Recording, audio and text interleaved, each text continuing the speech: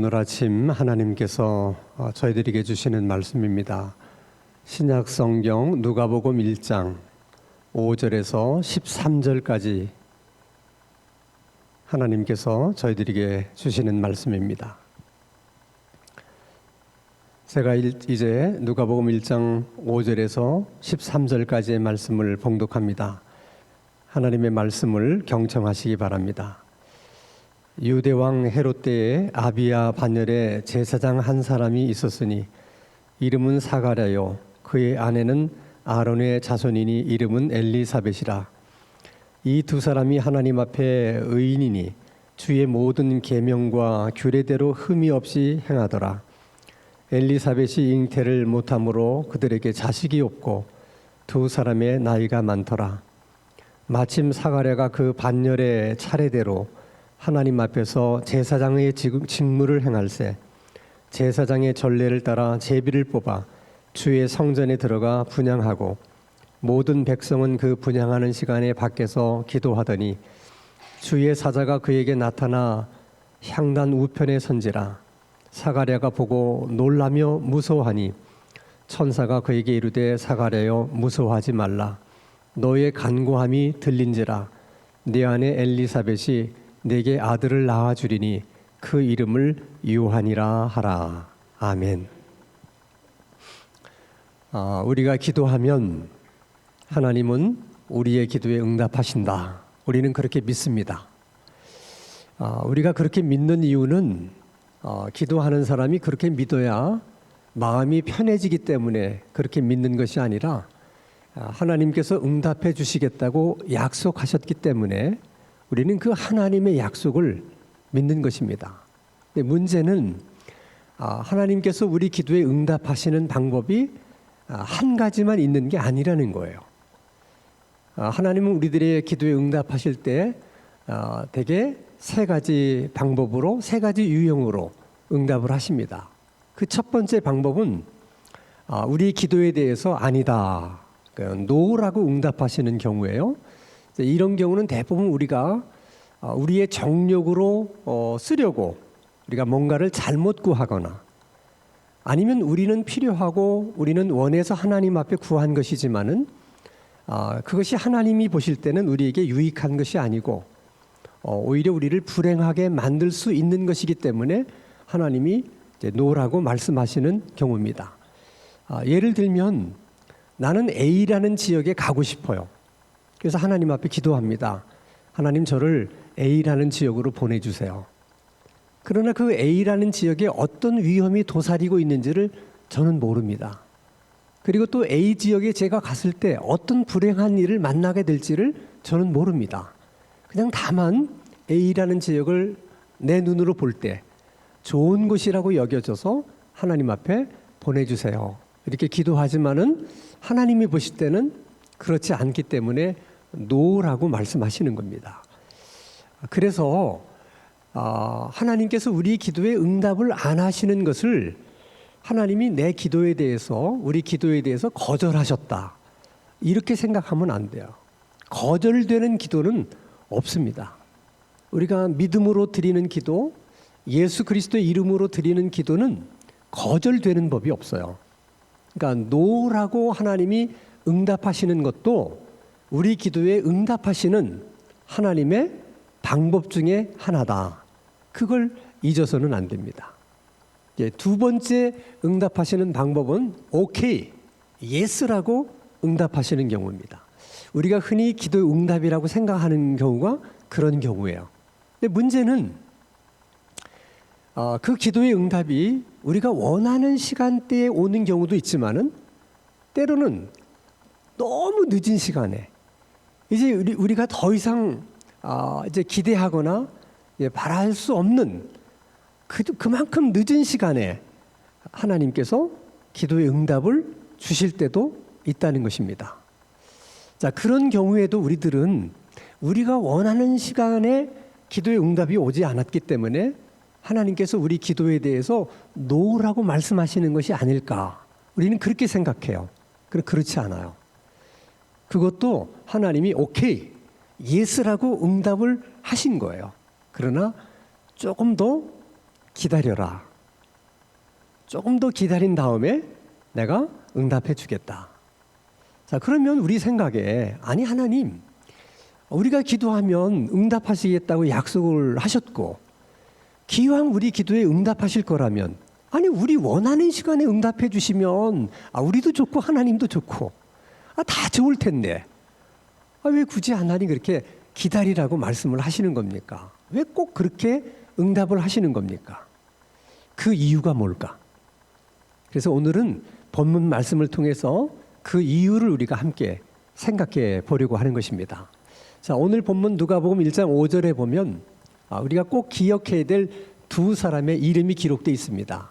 자, 유대왕 헤롯 때에 아비야 반열에 제사장 한 사람이 있으니 그 제사장의 이름은 사가랴고 그의 아내는 아론의 자손이니 이름은 엘리사벳이라. 쉽게 얘기하면 사가랴는 현직 제사장이고 그의 아내 엘리사벳은 아론의 자손이라고 하는 것은 제사장 가문의 자손, 다시 말하면 제사장의 딸이라는 것입니다. 그러니까 한 사람은 현직 제사장이고 그 아내는 제사장의 딸이라고 하는 것은 옛날 신라 시대의 골품 제도로 얘기하면 두 사람 다 성골 출신의 사람들이에요. 그러니까 대단한 가문입니다. 이렇게 남편은 현직 대제사장이고 제사장이고 아내는 또 제사장의 딸인 경우는 이스라엘 백성 전체 가운데 0.01%도 안 되는 아주 정말 프라우드한 그런 가문의 가정이라고 생각할 수 있어요. 그것만도 대단한데 더 놀라운 것은 누가복음 1장 6절 말씀을 보면 이 두 사람이 하나님 앞에 뭐라고요? 의인이다. 그러니까 하나님께서 이 두 사람을 의롭다고 여기셨다는 거예요. 제사장이라고 해서 다 믿음이 있는 것도 아니고 제사장의 부인이라고 해서 다 믿음이 좋은 것도 아닙니다. 예를 들면 예수님 당시에 가야바라는 대제사장, 여러분 잘 아시잖아요. 안나스라고 하는 또 대제사장, 이들은 예수님을 죽인 일에 제일 앞장섰던 사람들이에요. 예수님 죽이려고 빌라도를 찾아갔고 백성들을 선동했던 사람들입니다. 이렇게 같은 제사장이라도 그런 제사장도 있는데 하나님이 보실 때 이 두 사람은 참 의롭다 이렇게 인정을 받았다면 이게 얼마나 대단한 신앙의 가정이겠습니까? 자, 가문도 좋고 또 신앙으로 봐도 정말 남부러울 곳이 없는 신앙인의 가정입니다. 그런 가정에 무슨 기도 제목이 있겠어요? 우리 생각에 그런 가정에 뭐가 그렇게 아쉬울 게 있겠습니까? 근데 여러분, 인생이라는 게 그렇지 않아요. 사람의 눈에는 야, 저런 가정이라면 정말 뭐 아무것도 부러워할 것도 없고 아쉬울 것도 없고 기도할 것도 없는 그런 가정일 것 같다. 근데 그런 가정도 그렇지 않아요. 그런 가정도 그런 가정 나름대로 아쉬울 게 있고요. 기도할 게 있어요. 이 사가랴의 가정도 마찬가지였습니다. 그럼 그 가정에 아쉬운 거, 기도 제목이 뭐냐? 자, 누가복음 1장 7절 말씀을 봅니다. 엘리사벳이 잉태하지 못함으로 그들에게 뭐가 없었어요? 자식이 없었다. 여러분, 자식이 없다고 하는 것이 오늘날의 의미와 사가랴가 살고 있던 유대 사회에서의 자식이 없다는 의미는 완전히 다른 거예요. 지금 자식이 없다고 하는 의미로 생각하시면 안 돼요.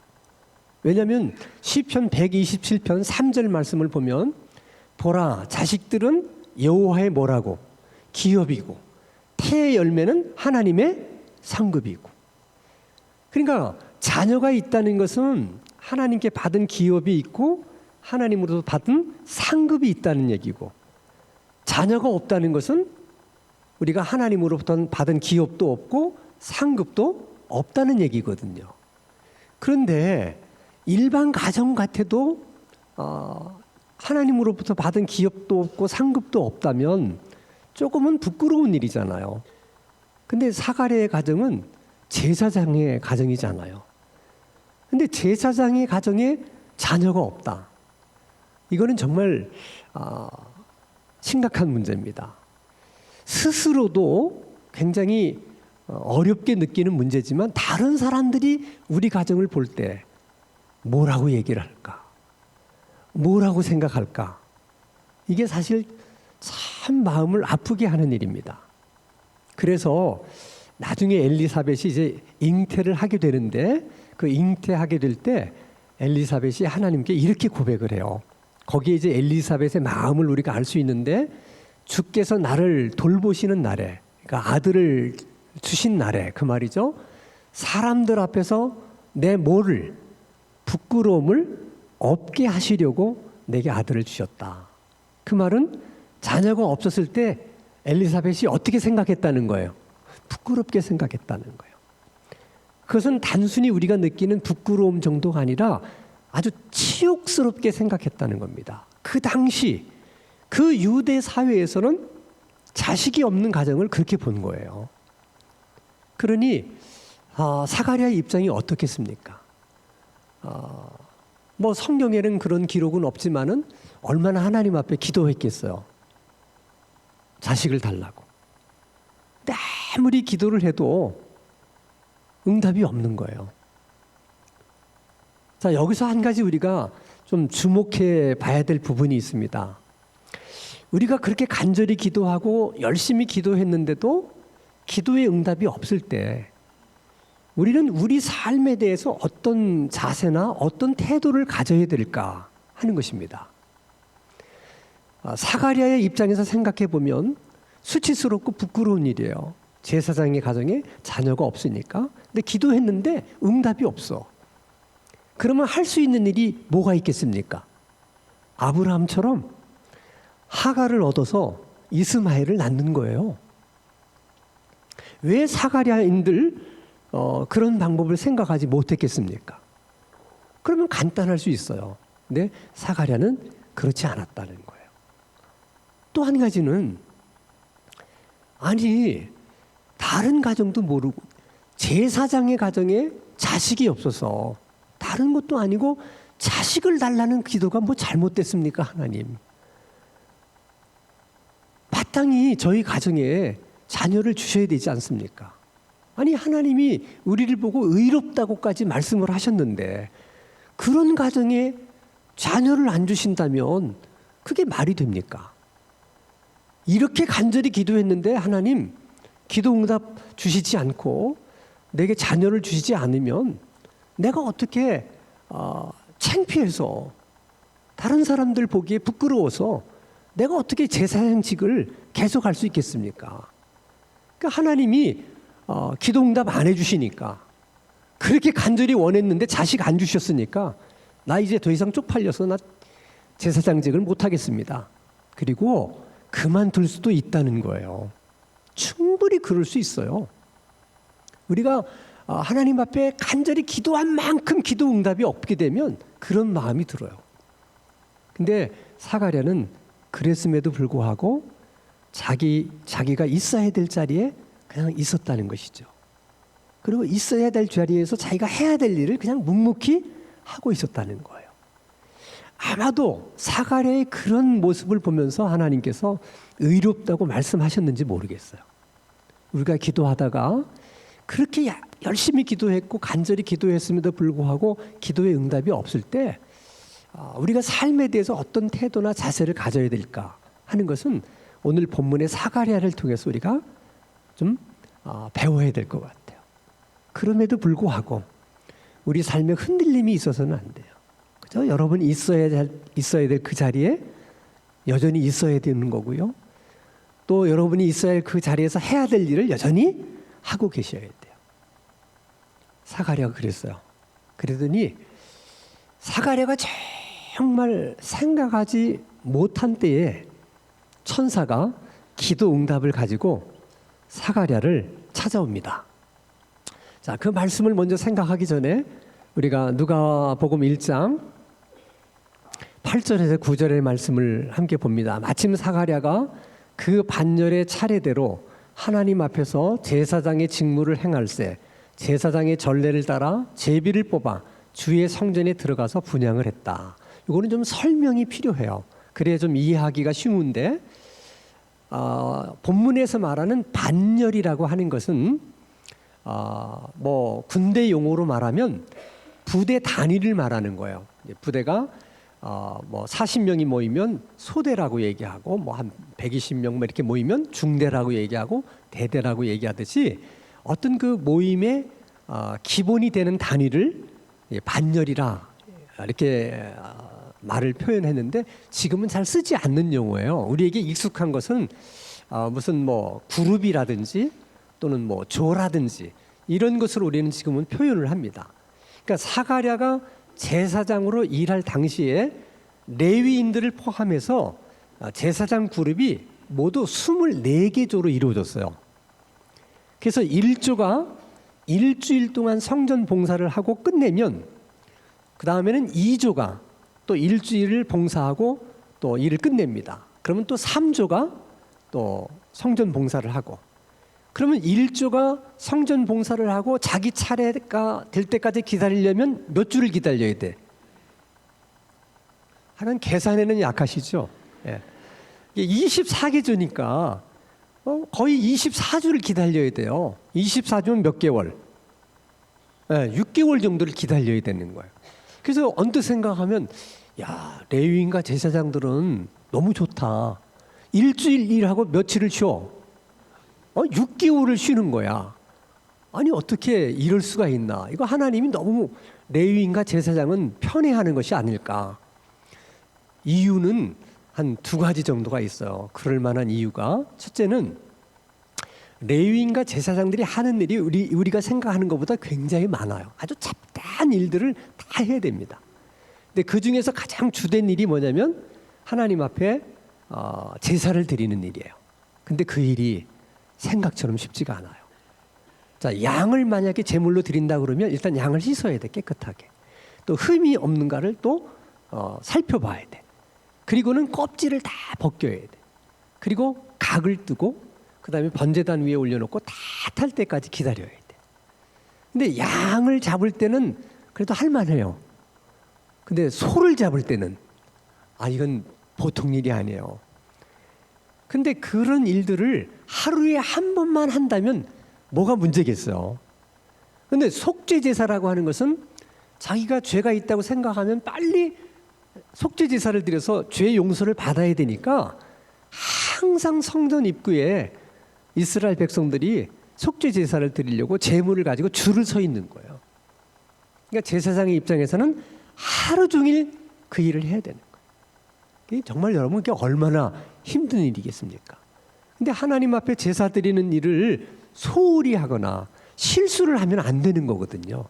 그래서 하나님이 일주일 동안 일한 후에 아주 충분한 휴식 시간을 주신 것으로도 우리가 이제 생각할 수 있고, 다른 이유를 생각한다면 당시 성전 봉사를 할 수 있는 레위인과 제사장의 수가 너무 많아가지고 어떤 사람은 성전 봉사하라 그러고 어떤 사람은 사람 수가 많으니까 니네는 쉬라 그러고 그럴 수 없잖아요.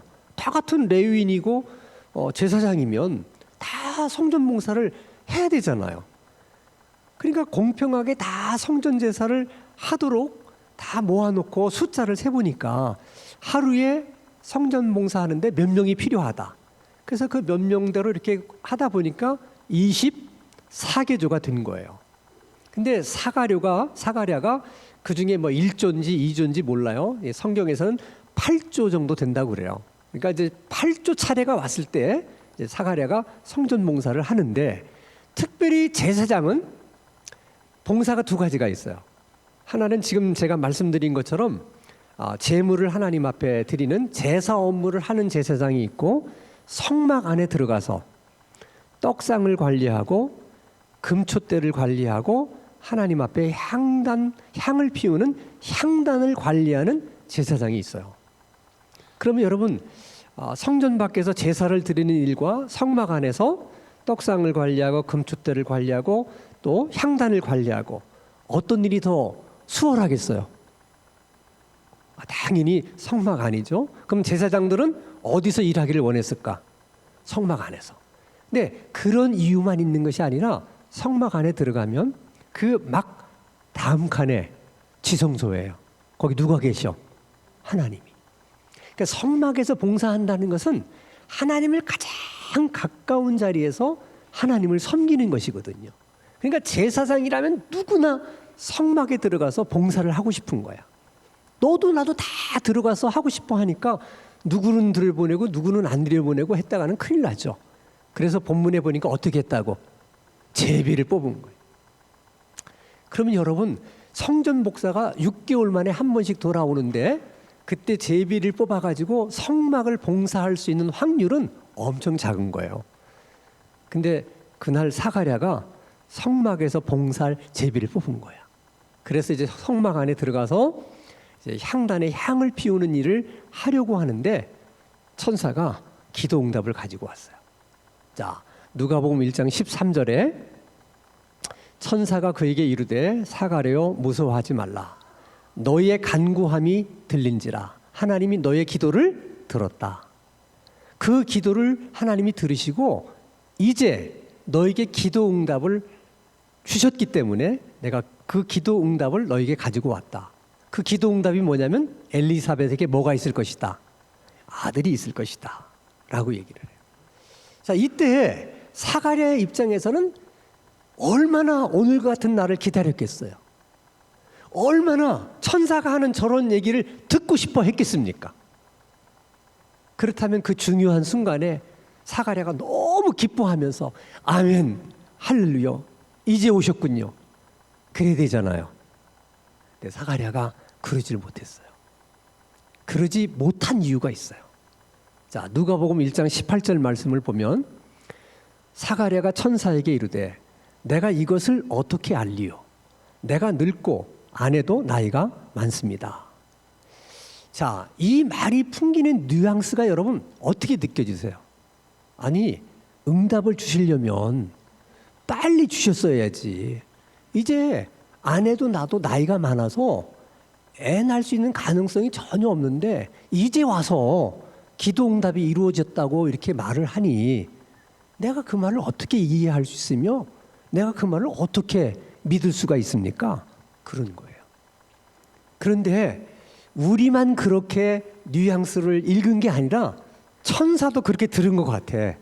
그래서 천사가 20절에 이렇게 얘기를 해요. 누가복음 1장 20절 말씀을 보면 보라, 이 일이 되는 날까지, 다시 말하면 엘리사벳이 아들을 잉태하는 날까지 너는 말 못하는 벙어리가 될 것이다. 그 말의 의미는 어떻게 이런 일이 있을 수가 있습니까? 내가 어떻게 이런 일을 믿을 수 있습니까? 너 그렇게 얘기했지. 하나님께서 어떻게 이런 일이 있을 수 있습니까? 하는 그 일을 하나님께서 어떻게 하시는지를 너는 입 다물고 쳐다보기만 해라. 그래서 벙어리가 된 거예요. 근데 참 아쉬운 것은 이렇게 명문 가정이고 신앙이 좋은 가정인데 아무리 조금 믿어지지 않아도 그래도 천사가 그런 얘기를 하면 아멘부터 하고 감사합니다 이렇게 했으면 얼마나 좋았을까. 근데 여러분, 하나님 앞에 의롭다고 인정을 받은 사람임에도 불구하고 믿어지는 것은 사람 마음대로 되는 게 아니에요. 내가 믿고 싶다고 믿어지는 게 아니라는 거예요. 그래서 여러분, 하나님의 말씀이 믿어진다는 것이 얼마나 큰 은혜고 복인지를 여러분 아셔야 됩니다. 우리가 기도하면 하나님이 응답하신다, 이 약속이 믿어진다는 것이 얼마나 큰 하나님의 은혜고 복인지를 여러분 아셔야 됩니다. 나는 여러분들에게 항상 그런 하나님의 은혜와 복이 있게 되기를 주님의 이름으로 축원합니다. 자, 그렇다면